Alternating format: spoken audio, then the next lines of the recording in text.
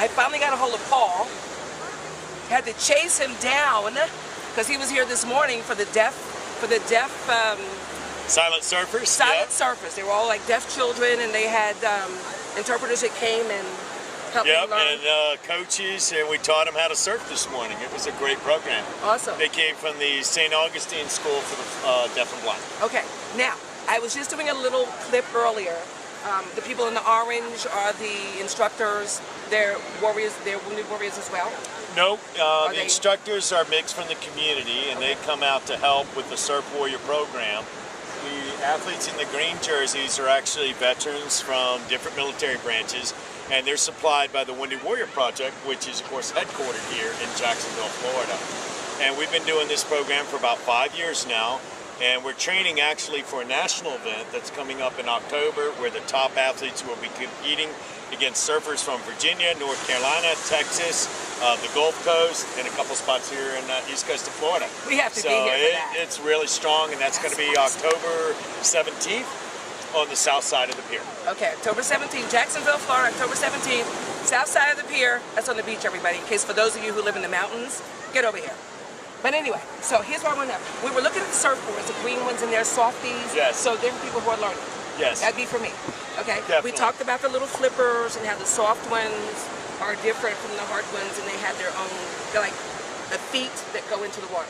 Yes. Okay. The fins, we call them, in the old days, we used to call them skanks, but now we call them fins. And what that does is keeps the surfboard on a track and enables you to turn that board just like tires in a car. It keeps traction on the road, well, the fins keep you traction in the water and enables you to turn it.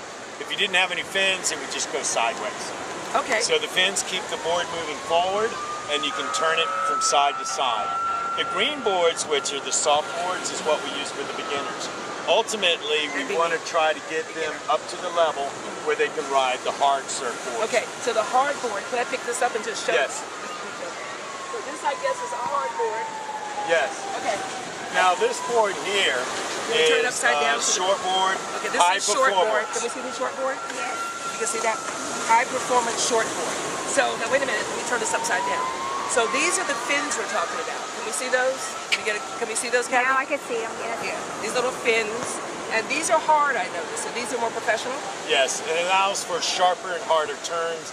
Also, as they progress in their proficiency level, they can handle the harder boards and the sharper fins. If you noticed on the green boards, the fins are very soft, they're flimsy. Right. That's because if they hit somebody, hopefully they do less damage. They don't knock them out. Okay, so this board is like almost as tall as me, and I'm 5'8". So now I would have to lay on this and paddle my way out there. And what do you call a pop-up? What is a pop-up? Now, pop-up is when you see them laying down on the ground, pretending to paddle like they're laying on a surfboard, and they pop up to their feet. So they have to get in that little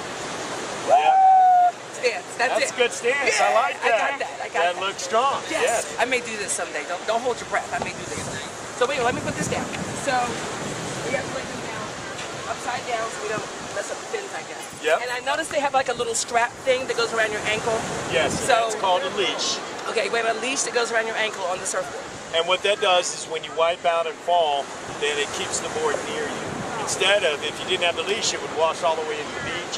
You'd have to swim in, get the board, and go back down. And people have done that years ago. Huh? Years ago, we didn't have leashes. They didn't know about a leash. I love it. We didn't have them, and you paid your dues when you fell, and a lot of times where there's rocks or reefs, it became an issue because the surfboard getting damaged. Nowadays, the surfers are pretty spoiled. They have much better equipment than we did 40, 50 years ago, and of course the leashes. Also, if you noticed on the deck, there's a surface there that's applied called wax. Okay, I saw that. Different brands, and they rub that on. That keeps the board on the deck, the top, your feet are, from slipping. Oh. On the bottom, you want to keep it real slick so the board moves very fast. On the deck, you put the wax so that it keeps you good traction so when you're maneuvering. Also, I like to compare the longboards with driving like a big pickup truck or station wagon. It's slow, it's stable. Whereas the shortboards is like trying to drive like a Ferrari or a Porsche where it's very loose sports car, very maneuverable, and it's a whole different kind of surfing. The longboarding, you're kind of gliding and smooth, whereas the shortboard, you're doing lots of turns and doing powerful turns. Oh, that is so cool. Okay, I got one more question. Now you said something when you were telling the guys about going out there, about the wave or the breakers. What were you saying, to go past the second? Yes. What's that? What takes a wave, sometimes can travel hundreds of miles or even thousands of miles. When it's in the really deep water, you almost don't see the waves because they're traveling underneath. When the wave gets to a shallow bottom, it jacks up and folds over. That's where you get the energy. So you want to be near where that wave is cresting and folding over and forming that white water. You don't want to be in the white water, you want to be out on the open face. But the wave must break to give you enough energy to be able to surf it. So it takes a sandbar. Like out here, there's no sandbar. So it doesn't break until it gets right up to the beach. And you can't ride that because it's just dumping on the beach. So a sandbar is like a shelf in the ocean? Correct. It's a shallow spot, a shelf in the ocean that makes the wave crest up and fold over and break. Wow. And that's where the surfers are looking for, those shallow sandbars. In Hawaii, for example, you have the reefs, so it's much more consistent, whereas the sand's always moving around, changing depth. The reefs are solid, set, you know how shallow they are, and you know where the waves are going to break. Everything on the East Coast, for the most part, is sandbar, beach break we call it, shifting sandbars. Out on the West Coast, you have kind of a mix, and then it's not till you get to the Caribbean islands, Hawaii, Indonesia, where you have the reef breaks, and that's where you see on TV the big pipeline, the big waves. Yeah. That's where have you ever surfed one of those big ones and get inside of it? Oh yeah. Wow. But you didn't have the camera on your. No, that was before the camera days. I'm kind of an older dog, but yes, I was a professional surfer back in late 70s, early 80s. Oh, I just can't even imagine. And I was number 3 in the country for a little while. I was Ironman a couple times on the East Coast. Used to coach the U.S. team and things like that. Now, I just live in a little beach community. I am with a celebrity. And no. But I do like to come out and give back to the community, and help the Wounded Warriors that are giving so much, so we can hang out here and do the things we do on the beach. Teaching the deaf and blind kids earlier today, and then we work with Special Olympics, as you know.